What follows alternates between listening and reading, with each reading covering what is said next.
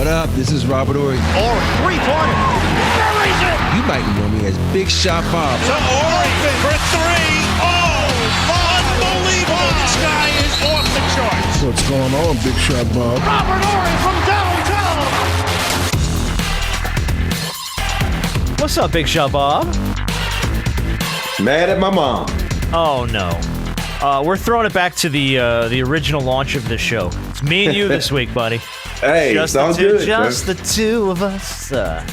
We and can make it if we try. We can try. I don't know if we're gonna make it. We can try. We're gonna talk about what's going on here in Atlanta this week. Obviously, I think if you follow sports, you know we are in the gut of the Major League Baseball All-Star Game here in Atlanta. So Harper's all over the world. We were at the Derby last night. This place is shut down in every direction. It's a wild house. And you, my friend, you're supposed to be on an airplane. Yes, I am. And you are not on an airplane. I put my office in an airplane. I'm rich now. Well, then what are you doing out there? Come to us. Come bring the money this way. Hey, I wish I could. Yeah. Got an alert at 11:30 tonight that your flight has been canceled due to weather. Oh, jeez. Weather where? You're going to Houston, right? I know, but I guess the flight that was coming in is coming from the East Coast, okay. and I don't know, and it's a little upsetting because the day is the grandson's birthday dinner, and it's actually his birthday, so I'm gonna miss it. So it's a sad day. I'm sorry, dude. That sucks. Well, happy birthday though to him. How old is he? Yeah, Cade would be 5 years old. 5 years old, dude. Yeah, Mr. Cade. I remember when you were saying that you were so proud that kid was just born. Like we just started doing the show, and he was barely a year old. Yeah, and here we are. He's 5, and I said that last night. So we were at the home run derby last night here in Atlanta, and ran into a bunch of we've been working with the Braves. This is my 16th season working for the Braves. Wow. So that's wild. But they were all around when my daughter was born. Like all these dudes and ladies we work with at the Braves, they've known my kid since she was born. And they saw her last night and they were like, who the hell's this? And I'm like, oh, this is my daughter. She's going to be 13 in September. And they're like, how did that happen? And I'm like, yeah, dude, you blink, man. And it's just, they're grown up. I think about it all the time, and I was like, man, my kid got a kid. Yeah. Yeah. And so when these kids grow up so fast, man, when I think back about, I had a great career, 16 years, and then you have kids in your career, and you say, damn, I missed this moment of the kids' life. I missed this moment of the kids' life. And then when you retire, you're like, okay, what moments are we going to have? I'm like, they're grown. They ain't got no more moments. They have more moments, but the next big moment is them having kids. You don't have any more plays. You don't have any more games. Even though Christian still has college left, that's the last of the hoorah where, actually my blood, my kid having it. It's just life is crazy, man. It just speeds by you before you even know it. Like you blink, like, damn. And then I'm about to say, damn, I'm turning 55 years old. I'm like, shit. Yeah. We had the conversation the other night. We're planning my 50th. Yeah. Because that's coming up in a couple of years, and I'm like, oh my God. We're planning my 50th? But the problem is you said it's coming up in a couple of years. Yeah. Mine 50 is behind me. Oh no, I know. Yeah, you're screaming it on the 60th. I know. And I hate to say this. Sometimes I look at when I was like young. You looked at people who were 50, and you're like, damn, they old. Oh sure, of course we all did that. Yeah. And now I'm 50. I'm like, I don't feel old. No, I'm the same way. I feel like I'm still in my 20s. If I cut the gray out, I don't think I look old. I'm like, do I have wrinkles? I don't do Botox. I don't do none of that kind of stuff. I'm like, I ain't got no wrinkles yet, do I? No. You're black on crack. You're good. I just leaned into the gray. I've not tried to color my hair or any of that stuff. The gray has slowly taken over, and I'm letting it go. I'm going to go distinguished gray. And it's like, for me, it's, sometimes I like to do a goatee, and this is no shot at you, but it just don't look right. A gray goatee just don't look right when your hair is black up here. Yeah, mine's very peppery. Yeah, very salt and peppery. Yeah. Yeah, I don't more like salt than pepper, but yeah. Yeah, I think I'm just go with like the gray beard and the black. It's like, it looks very distinguished, I think, sometimes when it's done just right. Do it. So we're all getting old. This is the moral of the story. Yeah. And here's how I know that I'm getting old too, because last night went to the home run derby. I will tell you, I've never been to a home run derby. I've watched them obviously 100 times on TV. Never been to one. A lot more fun on TV. It's hard to follow when you're there because it's like you're trying to find a home run ball, and then you look back and you already hit another one, and you're like, oh, where's that one going? And then you look back and and then you're just like, burn, it's over, and you're like, oh shit, I missed. Like I saw like one of those go out. I did see O'Neal Cruz hit one 514 feet or some nonsense over the back wall of the stadium, which was bananas. Wow. But we didn't even make it through the first round, dude. We had to bail. It was also 100 degrees. Oh, so okay. everybody's sitting in their seats just melting. I mean, I had sweat clean through my shirt. We'd been here since 7 o'clock in the morning. Because we had to work. So Jana came with us to work, and we were here. And we figured we'll hang out all day for the All-Star game. Well, then, we get out of work 3, 4 o'clock. We walk around the Battery. We get some drinks. We go to the Braves party. We're drinking at the Braves party. And then we just plop down in our seats. And for the next 2.5 hours, just sat there and saunted. And it was like, we were just, it was so, I had to pull the plug. I was like, we got to get out of here. It's way too hot. And it wasn't, honestly, I mean, Home Run Derby's cool on TV. In person, not as much fun. Yeah. Have you ever done any of saying what's up? You wouldn't do it again, is what you're saying? Not the Home Run Derby. No, I wouldn't mind going to the game because the game's a game. You watch a baseball game. But the Home Run Derby, up close and personal, not as much fun. Unless you're in the outfield catching home run balls. You know what I mean? It's not as much fun. But have you ever done any of the Major League Baseball All-Star stuff? Or when it was in Houston, I went to the game. Okay. I'm not, like you said, the Home Run Derby. I'm not going to go watch that. I really watch it on TV. Sure. Because there's a lot of things like that you won't just, see instant replays. You want to see other things. But I've only been to one All-Star game. And that's when I had the chance to meet Muhammad Ali in Houston. So that was the only one, the best one. Yeah, no, dude, that wins, man. That's the best meet ever at an All-Star game. Yeah, that's cool, man. Yeah, so we're in that's why Harper's not with us this week though, because we're in the thick of.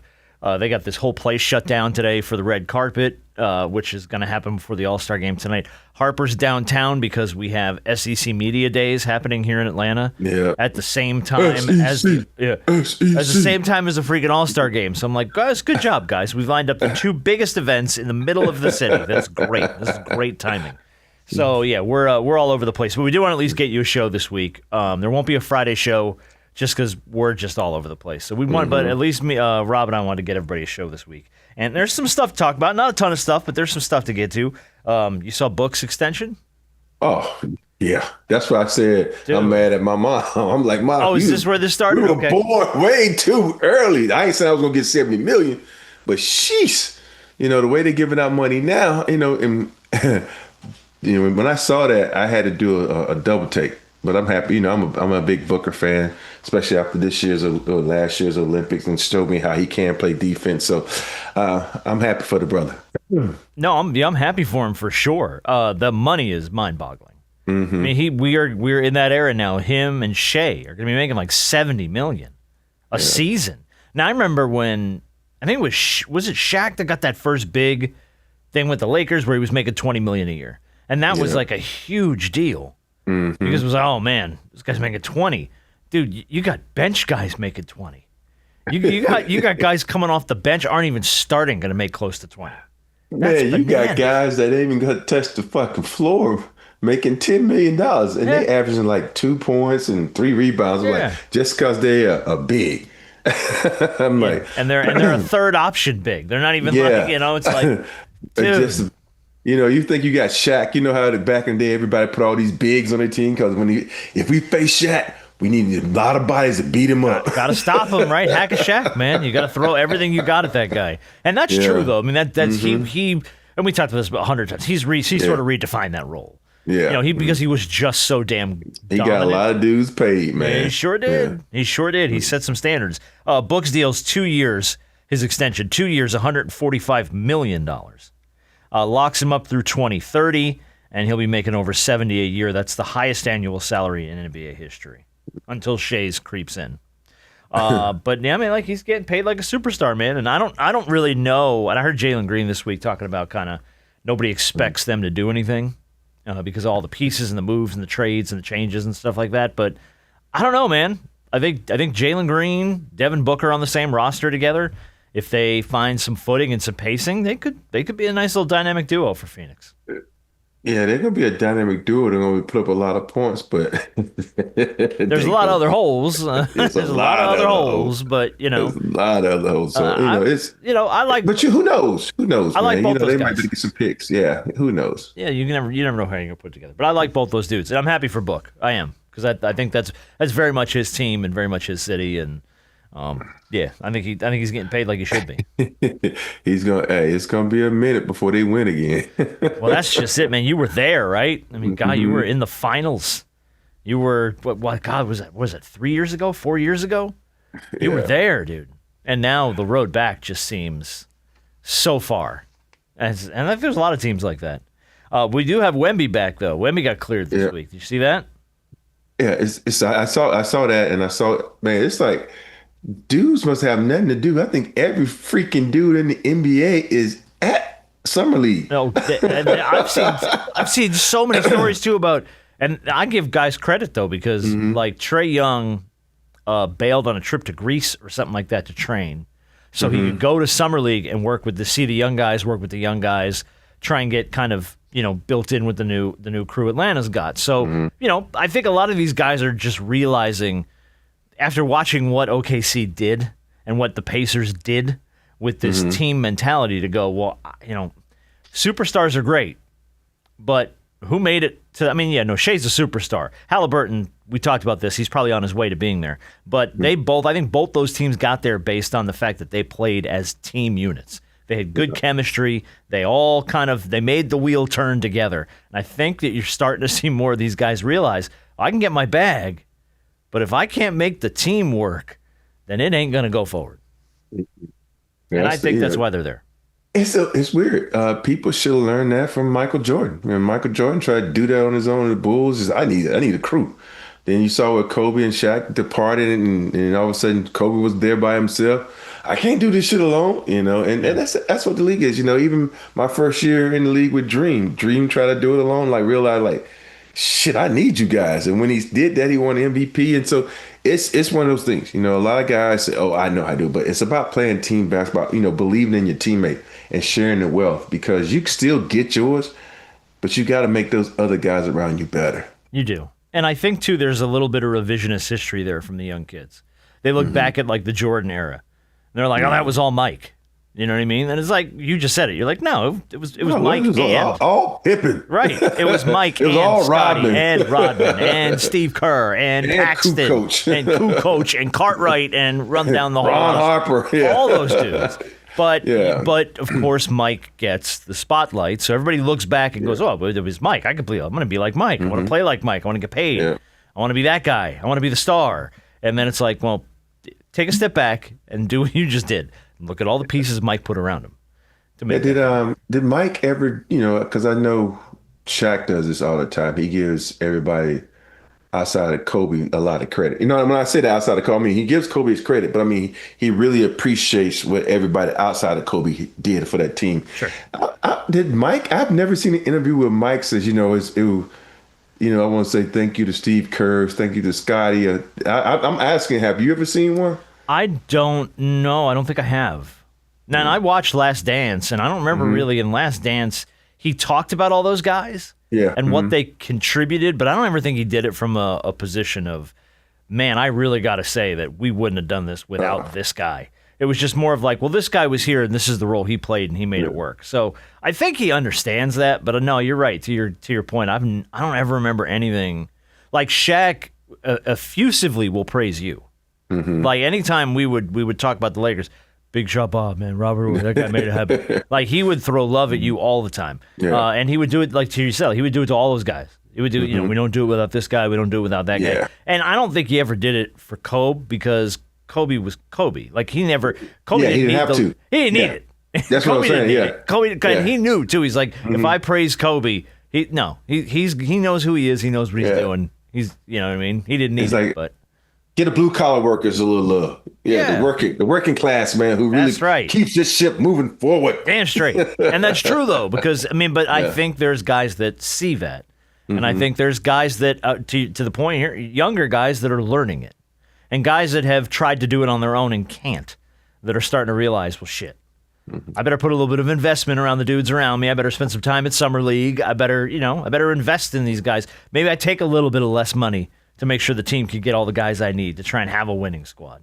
Because at some point you hit that dilemma of, okay, do I get my bag or do I build a team? What do you want to do? And there's ways to do both, but some of these guys take these huge deals. So it is good to see Wembanyama at least back on the floor, because I know, speaking of huge deals, when he's up, $1 million a year, dog, when his deal comes due, boy, that man is going to get broke off something. Yeah. Something like, you think these deals now, this extended book thing and the shape, I can't even begin to think what this Wembanyama contract is going to look like. $1 million a game. Damn. Yeah. I mean, that's realistically where they are. Play a basketball game. That's where they are. $1 million a game to play. Hey, but here's the funny part. These guys are going to make all this money. And then when the team asks them to do something, they're like, man, fuck you, I ain't doing shit. Hey, we need you to go speak to these kids. Nah, I ain't doing that shit today. We need you to sign something. Nah, I ain't doing that. Why would they not do that? Because there's already players that do that, man. They say, oh, I'm only signing like 10 things. Stop no, it. I'm not doing that. That's what I don't understand, man. You make all this money from an organization, and when they ask you to do something, nah, I ain't doing that. What you about to go home and do? Play some fucking video games? Yeah, you're gonna play a PS5 game. Then you can play run your own character out in 2K. You know what I mean? Just to play. But no, like. And then if you don't like your ranking, complain about it. Man, I should be better than this. my defense should be way better than this. Like, bro, you don't play no defense. I'm with you though. I don't get that. I don't understand that mentality. If the organization wants you to go out and do something for the community, you jump on board. You do it with both hands. You go, okay, you're paying me $60 million, $70 million, whatever it is a season. Okay, yeah, sure, man. You want me to go sign some autographs? You want me to go to Children's Hospital? You want me to do some donation stuff? Or, like, dude, put me on the line in a soup kitchen. I'll serve people food. I don't care. Yeah. Whatever I got to do to give back a little bit but I mean, I think that our mentality is a lot different. Yeah. A lot different. I think a lot of these kids buy their own hype. I'm really interested to see when the NBA is going to actually cap it. You know what I mean? I know they're probably saying, well, we can't but I think it's going to get to a point where NBA is going to be like, we make it $1 million, but we spending $1 million. When are we going to cap it? Well, that's going to be a fist fight. That's going to be a fist fight with the Players Association. But here's the crazy part about it. It's like you want to be a fist fight, but shit, dude, you're making $70 million a year. Yeah. You mad because there's another player? That. The PA doesn't like that shit. Do not cap what our guys can make. No. They're never going to go for that. But even if it makes sound business sense, that's right. Even if it makes sound business sense, they are not going to go for that. Yeah. Not in a million years. I know that, but I'm just saying, though, it's just going to get to a point where I'm like, hey, you want to play for me for $1 million? Oh, fuck you. Going over to play. I know I got this guy right here. We ain't winning with you, so I might want to lose with someone else I don't have to pay all that damn money to. Well, I mean, you think about that. When you're going to be paying a guy $1 million a game and you ain't fucking bringing championships home. That's going to be fucking frustrating as hell. Well, then that's the ire of the fans, right? Yeah. That's where the city turns on you. And that's what I think a lot of these guys never crosses their mind, right? Mm-hmm. Until it happens to them. Until it lands in their lap. Until people are going, we're paying you $1 million a game, and y'all are 20 and 40. Like, what are you? You're 20 games under 500. But here's the problem, though. The guy that's making all the money says they ain't gonna blame him. They gonna probably blame the blue collar guys. That, well, if you get me some players in here with me, I might win. But I'm telling you, I think fans are starting to look at this money and they're going to turn that around on them. They're going to go, well, if you wouldn't have taken $75 million this season, we could have got you some damn players. Exactly. That's what you got to look at. Uh-huh. You can't rob the bank and go, why don't we have any money? like, what are you doing? Where's that Wanda Sykes meme? You motherfucker. You. Yeah, exactly right. You, buddy. Did you see the Paul George thing? No, I didn't. So Paul George had arthroscopic surgery on his left knee Monday to treat an injury that occurred during a recent workout. Dude's getting hurt in workouts now. Mm-hmm. Yeah, he's got a rehabilitation program. Is going to be set to begin. He's going to be reevaluated before the start of training camp. But they said he should be okay for the season. He's returning for his 16th season. He turned 35 in May, and he signed a $212 million deal for 4 years. last summer. fella. So He's a nice guy too. do you know Paul at all? I've met him a few times. Okay. He's always been really nice. He's always been like. I have no ire speaking against to him. Kids. Yeah, me either. Philly has turned on him hard because of last year, which I get. I think it's tough when you have a season like that and you continue to do your show. I think which is why I stopped doing the podcast for a while. It was like, I'm going to put this on hiatus for a little bit because it's probably not a good look. But, we talked this bunch. I like Paul's game. I think he's a great player when he's healthy. And a lot of kids in the league looked up to him and tried to model their game after him. And Yes, because of the way he plays and his style of game, yeah. I guess my question for you is he, I know he should be, but is he a cornerstone piece of an organization like you can build around Paul George? I don't think, not anymore. Okay. I just think because his body won't allow him to do it. He's more like try to see. He's probably more like a third wheel now. Maybe like, yeah. Yeah, like I think the third piece of a big three. He can be because some nights he's gonna be wow. That's the young Paul George. Right there. You have some nights when the body just won't react. Kind of like Klay Thompson. And that's so true. you think about Klay. Klay was like he was trying, but the body just won't let him because of the injuries. So.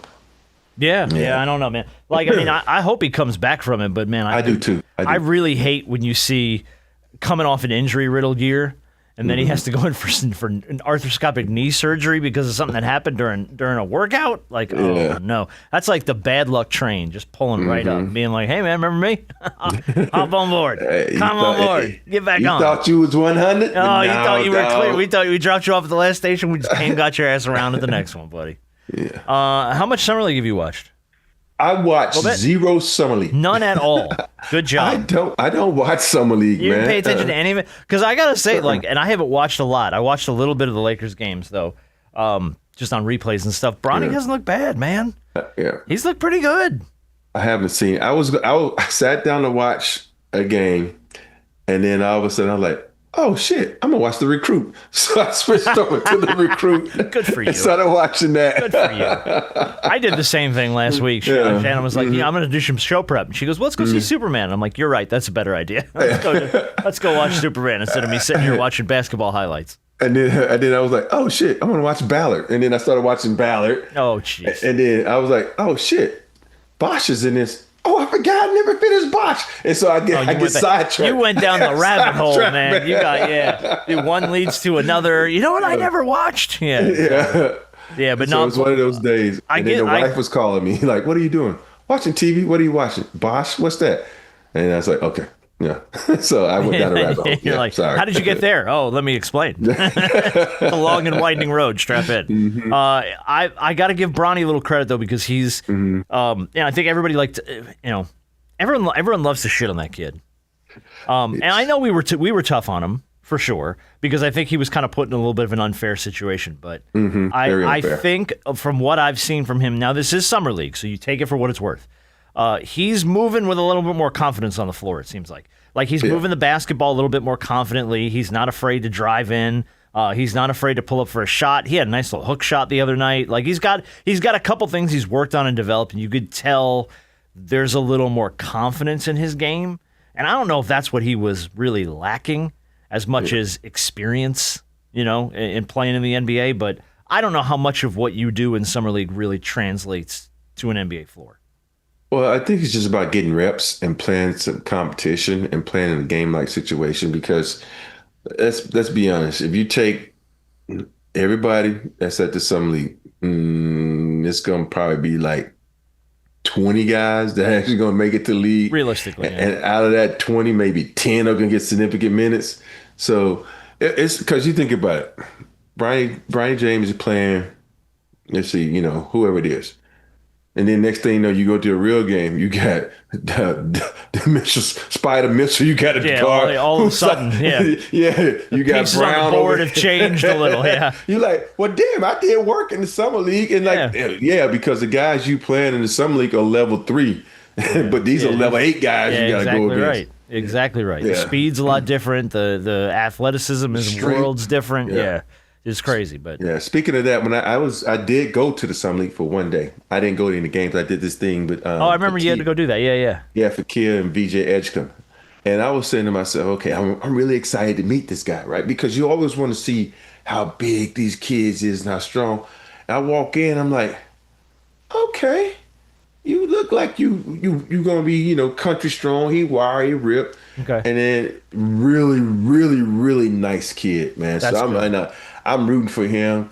But what I said that to say this, he ain't, for someone to jump that damn high, he ain't that tall, man. And we was talking about that. He's like, dang, I didn't realize you was that tall. And I'm saying to myself, damn, I didn't realize you was that short. And it's just. What is this, the first time we've met? Yeah. First time you and I met. Like, oh, shit. That's right, yeah. But it just shows, it's athletes now are just different. We had a lot of height when we were there. Now these guys are just short and fucking athletic as heck and jumping out of gyms. And so, man. It's a guards league, man. Yeah. And it's just weird to see it, man, how, I'm like, this dude looking in the rim. I'm like, what the hell? I was looking in the rim, but I was 6'10", Yeah. So I'm just saying that because these athletes, man, everybody always think old heads be like crapping on these new guys. We don't crap on you. We just want you to be play defense and respect the game. And I think that's the part where guys think that the new school guys don't respect the game like they should, but. Well, it's talking to Edge BJ. I think he's going to be one of those guys to respect the game. Good. I think too, it's a little bit of a semantics thing because the game that's played today is just not the same game you guys played. Mm-hmm. So they play it different. They come at it different because they have to, because that's the way the league is. So it's like you guys you got to play more defense. Like, it's not a defensive league anymore. Mm-hmm. Do they need to play more defense? Hell yes. All these guys do. But and then you could point to examples and go, hey, good defensive teams win. Good defensive teams they get further. When OKC like second or third, top something 10, like that. top 5, top. I think it was top 5, somewhere in the top. Which 5. ain't saying much when you're giving up 120 points. And that's just it, right? Every team is. If you don't crack a century mark on somebody, it's like, well, all right, well, that's a good defensive team. They kept us under 100. What? So it's just but I think a lot of these kids they got to learn it, man, and they got to learn it, and it's hard when the old guys go, well, this is what you should be doing. Because they're just like, no, man, that's not what I grew up watching. Now I watch this game, and this is the way I got to play this game. And you learn the hard way, unfortunately, a lot of times that defense isn't just something you can just do when you feel like it. But they'll figure it out. I did want to bring up. There's a couple more things here, and then I have some awesome audio of the week. I know you're gonna love this. It's gonna make me so happy to play this for you. Did you see? And I know you haven't watched any summer league, but it was all over social media the last couple of days. I saw that. The poster. Oh, I saw that. You saw the poster? Yeah. Johnny Furphy for the Pacers postered, I don't know how to say this young man's name, Noah Assange, I guess, of the Bulls. And, dude, he caught him, the face the kid Noah kid makes in the poster. I mean, like, he just got him like he was just like mid-horror film. It was like he was being murdered at the rim. Oh, it was brutal. Hey, when I saw that, I'm like, man, put that on a card right now. Right now. Hey, put that in my room right now. I'm like, hey, I'm at some autograph session right now. Listen, I'm selling these for $5,000 an autograph because that's one of the best posters you ever see. Ever. Because you're like, Oh yeah, no, he was like he was stabbed midair. Now the best is they put it up on SportsCenter. They played the highlight and they put the poster up on SportsCenter. And the two SportsCenter hosts could not hold it together. Anybody to be healthy. Oh my goodness. Cocked it way back. I think we'll see SportsCenter tonight with that one. Oh, yeah. Putting Noah S&K on a poster. That's the worst poster I've seen in my life. Wait, is that real? Wait. He says that real. Sorry. Oh, wait, I gotta continue. That was rough. I can't even do the show. The wings in the sky. Nafisa Collier is leading the league with 9:25. He looked unwell. This is hard to do right now because I just want to laugh. They couldn't even continue with SportsCenter because they were just falling out over that poster. I Is was this like, real? wow. Is Man, this real life? That face, man. That's the part. That's, you know, you've seen dunks like that, but the face, like, like Goonies from Sloth from Goonies. Yeah. Oh, dude, he got slaughtered. And that, I mean, like, I wish nothing but the best for that young man, but I think you got to hang him up. I feel like there's no coming back from that, man. That follows you the rest of your professional career, dude. Hey, it's gonna be in his locker if he makes the team. He gonna be in his locker. He gonna be mad. Everywhere. Hey, and every kid's gonna be like, "Oh, you that dude? Oh, you're the do the face." They don't even know his name. You just know you got dunked on. That's it. You're the poster face kid forever now. Yeah. Oh, dude, I feel bad for him though because it is gonna follow him the rest of his life. But I remember the first time I was on the wrong end. It was after my rookie year. You know, I was, you know, you just got your first year in the NBA. You come back and hang out with your boys. And, you know, you roll up to the apartment. You walk into the apartment, and all of a sudden I look on the coffee table. They got 5 magazines of Sean Kemp dunking. And I'm looking at me like, oh, so Sean Kemp was the one who postered you. Yeah. Oh, well, that's I try great. to, you know how you coming down on a fast break. This is the golden rule. If you got a high flyer coming back, just fall down, right? Yeah, stand in front of him, try and catch a charge. I didn't see Sean. I was like, oh shit. Oh Bam. no, and he just threw it down on you. Yeah. I remember when we had Mario Ellie on the show. He said that Sean dunked on him one night and then rounded the corner and grabbed some popcorn out of somebody's popcorn bucket, running back up the floor. And I'm like, oh, that's the most disrespectful. Like, not only did he dunk on your head, he ate some popcorn on the way down on the floor. That's bad. Sean posted a lot of people, though. A lot of people. Dude, as long as I didn't get this right here, I was fine. Oh yeah, the point? Oh, yeah, no. If you got pointed at, that was it, man. Retire. Your career's over. Yeah, Sean did that to a lot of people. Yeah. But this poor young man, God bless him. God bless this kid. Hey, I looked at it like 5 times. Then I didn't see the actual face till like right before I was like, I'm so happy. You know, sometimes like you get tired of scrolling. Yeah. And then I got to the point like, oh yeah, man, it was like I the first time I saw it, I'm not even kidding. I saw it and I'm like, that's fake. I go, that's an AI pic. That's not real. And then it's like, nope, there it is again. Nope, there it is again. Nope, there it is again. I'm like, oh no, this is real. I got the face. You know what he looks like? You know how when a dog puts his face in the wind and his eyes a bit. That dog's got his head out the window, and the wind is just shoving all his saliva flying out the side of his mouth. It's that. It's a dog in a window. Oh, that's great. My goodness, dude! I feel bad laughing at him, but if you haven't seen that photo yet, just throw a Google on Johnny Furphy of the Pacers, and you will find him posting this poor kid. And holy cow, it's great. And why does his name sound like he should be in a movie? Furphy. It's spelled like Murphy, but with an F. I'm like, Furphy? Is it Furphy or Furphy? I don't know how to say it. I'm going to say Furphy. Johnny Furphy of the Pacers. The best too was Halliburton. Halliburton reposted it. Johnny M.F. Furphy. Like, all right, Tyrese, get yourself. You just got Furphy. See, now that's going to be a whole... Dude, if that kid doesn't throw a patent on that or a copyright, oh, come on, dude. You just got Furphy? You gotta roll with that. T-shirts. There must be T-shirts made. I did love... I'm going to play you the audio of the week in a second here because it's freaking amazing. I did like this one from Clutch Points. I wanted to play this game with you real quick because it made me giggle. Okay. Clutch Points posted this one. They're a great follow, by the way, if you're an NBA fan. All in their prime. I'm going to give you 3 teams of people. Who's the first team to score 21? And I don't think they were saying against each other. I think just against any team. Who's the first team to score 21? So it's like a speed thing. Team 1 is Team Durant. So it's KD, Steph, James Harden, Draymond Green, and Russell Westbrook. Like, it's all guys that play with Durant. So that's basically the OKC team. It's basically OKC. Yeah. With Steph and Draymond added in. Yeah. Team LeBron. LeBron James, Kyrie Irving, Dwayne Wade, Dwight Howard, and Anthony Davis. It's a pretty damn good team. That's a slow-ass team. That's a slow team, but it's a big team. That's a big team, but it's a slow-ass team. And then the third one was Team Kobe. And Kobe's team was Kobe, Pau Gasol, Shaq, Steve Nash, Glenn Rice. Those are the three teams. See, I would if they took who Glenn scores Rice, 21 first? If they took Glenn Rice out of there and put Lamar Odom in there. Okay.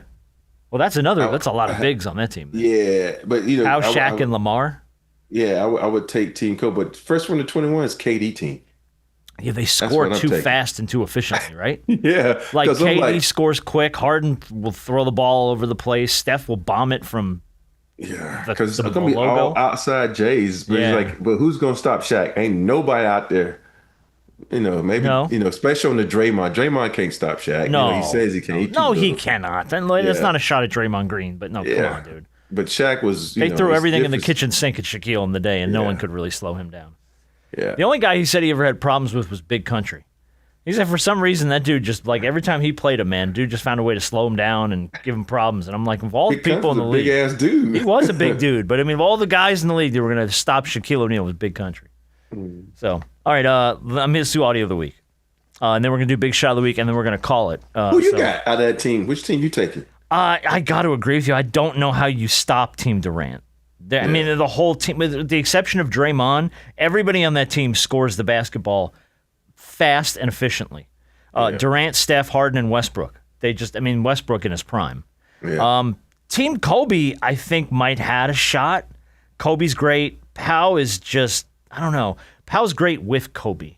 Yeah. But if you have Pau, Shaq, and Kobe on the floor, and Steve Nash is your floor general, I don't know how that works. I'm not 100% sure the chemistry there. You know the one that makes me interested is the LeBron and Kyrie thing. Because that damn Kyrie. Woo, prime Kyrie. Well, prime Kyrie and LeBron, I mean, you're talking about, And then you got Dwayne Wade out there with him? Mm-hmm. Okay. And then your bigs are Dwight Howard and AD. Yeah. Defensively, you've got a little bit of an edge there, but that's not the game. The game's who's the first to 21. Yeah, you think about KD, Steph, Westbrook, and Harden, those four alone. Those some bucket getters. That's all that is buckets. Yeah. Mm-hmm. That's just everybody on that lineup, with the exception of Draymond Green, is a bucket every time. Yeah. So I gotta agree with you. But I like the game. I think it's fun. Mm-hmm. All right, I want to thank ABC 13, WHAM in Rochester, New York, for interviewing this man on the scene of a mountain lion sighting in a suburban neighborhood in Rochester, New York. So every now and then you get those like random, there's a mountain lion in the neighborhood. Well, they got a man on the scene named Curtis Jones, and they asked Curtis, tell us about your mountain lion sighting, Curtis. I heard the roar. I felt that roar. I knew to keep it pushing. I knew that. Curtis Jones says he was walking near Rauber Street late Wednesday when he saw people running from what appeared to be a large wild cat. After I see the people run, I just see something big just walking, just right over here, right by the bush. It went right over here. I swear, I promise you, it went right over there. And it said, roar, and I just kept walking. I seen it, seen me, see it. So in my head, I'm like, I gotta go, man. I'm out. It about like this big. Word. It was just walking, slithering. Like it was, I don't know, man. A shelter in place was ordered and then lifted when RPD was unable to verify the presence of a wild animal. Gotta keep this bat right here, man. I'm gonna keep this bat right here, man, just in case. I'm gonna protect this. I ain't gonna let nothing happen to us, nothing, okay? They ain't find it last night. It's still out here. It could be out here in one of these bushes or something. You know, them mountain lions, they be they be crawling and, they serious. I don't play with lions. I don't play with tigers, bears, nothing with the wild. I don't play with those. I promise you. I don't even do roller coasters. I'm good. I love the end. I don't even do roller coasters. I'm good. Oh, God. God bless that man. They said, "Rawr," and I just kept walking. I seen it, seen me, see it. So in my head, I'm like, I gotta go, man. I'm out. I seen it, see me, see it. See, I gotta go. I gotta go. And then it said, "Rawr." It said, "Rawr." Hey, Black crime, white crime, black crime. Oh, come on. Hey, come on. Come on, His name dude. is Curtis Jones. Can't get no Curtis blacker than that name. walking around a neighborhood with a baseball bat in case the mountain lion shows back up. Oh, dude, I love that man. That is absolutely outstanding. So I seen it. See me, see it. I know. What is he talking about? That's a great episode name, though. I know. I seen it. See me, see it. People be like, "What is wrong with these two?" Rochester Police Department said they were aware of it on social media. They never found the mountain lion, but there were lots of videos that popped up of people showing the mountain lion at night. So there was one in the neighborhood in Rochester. But don't worry, Curtis Jones on the case. He's on the case. He's got that baseball bat. He ain't gonna let nothing bad happen to any of us. All right, let's do Big Shot of the Week. It's going to go to a young woman named Estrella Quiros from Miami, Florida, and here's why. She's a 29-year-old. She was driving to pick up lunch when she noticed an elderly woman walking slowly down the street. She decided to offer the woman assistance. Turned out the woman was a 97-year-old retiree named Lillian. They became fast friends. Lillian told her she used to be an accountant, but now she lives alone on government assistance. And Estrella just said, you know what, let's go have some lunch. So I picked her up. She brought her with her to Wendy's. They sat down. They had lunch. She shot a little bit of video, the two of them talking and becoming buddies. And it got about 100,000 views on TikTok, 2 million views on Instagram. And Estrella and Lillian now, Estrella's 29, Lillian is 97, have shared a lot of lunches together. They've become very good friends. They got a lot of stuff in common, like family from the same parts of Central America and stuff like that. And Estrella said this didn't didn't require any cash. A little bit of lunch here and there, and they get together and they spend time together and they talk. And she said it's made her life better and it's made Lillian's life a lot better. So just big shot of the week for someone doing nice for another person with nothing on the line for it. Just being a great human being, just man. Being That's what a it's good about person, sometimes. dude. Yeah. Especially in these crazy, mad times. Just be a good person, and hopefully it'll come back to you tenfold. So thank you. Yeah, especially a 97-year-old lady. How about having the moxie to just walk somewhere at 97? At 97, dude, I'm 47. I don't want to go anywhere. We walked around the All-Star game last night, and I'm like, I'm tired. I want to go home. Like, yeah, this woman's got more than I got at 97. Mm-hmm. So, God bless that woman, man. Big shot of the week for her, because I just love it when people do nice stuff for other people with nothing, no reason, no compensation, no money. And no cameras. No cameras. Yeah. I mean, she filmed some stuff and put it online because it was just something she was doing. But, I don't think she did it for favor. I think she just filmed it because it was an experience. She's like, hey, let's put some video online of me and this nice little woman getting to know each other. And it went super viral. So I just thought that was sweet. A nice little big shot of the week to end the show. So, all right, well, what do you got on the deck this week, man? You're traveling. Just to go to... Are you going to fly tomorrow now? I don't know, man, because it's like, do I want to go for one day, and like... Was the plan to go for a couple days and come back or something? Yeah, but the problem is wifey's kind of scared because she see the weather coming that way. Yeah. And, in her mind, all she can think of was the time she came to see me in Houston, and she was stuck there for a week because all hell broke loose, and, the hurricane came. Oh, that's right. Yeah. So, and I'm like, that's not till August. We still got time. The weather. She's like, everything's changing. It's crazy weather. I don't want to be stuck in Houston. I'm like, I don't either because we got dogs. Yeah, really. The dogs would be like, where are y'all at? Mm-hmm. Do you have any plans to see Superman? Did you see it? I did see it. Was it good? I enjoyed it. There was some high points and low points for me, but I wanted to get your opinion before we talk about it. Okay. I'm going to wait to see it at home because your face. Let me know. It didn't sing the way I hoped it would. Yeah. It was good at parts, and I'm not going to ruin it if you haven't seen Superman. I'm not going to ruin it. But it's a very different Superman. Okay. Than the Superman of old. Not even of old, but like the last iteration with Henry Cavill, who I actually really enjoyed, thought was a very good Superman. I did too. The tone of those movies is very gritty, and this one is a lot more goofy and fun.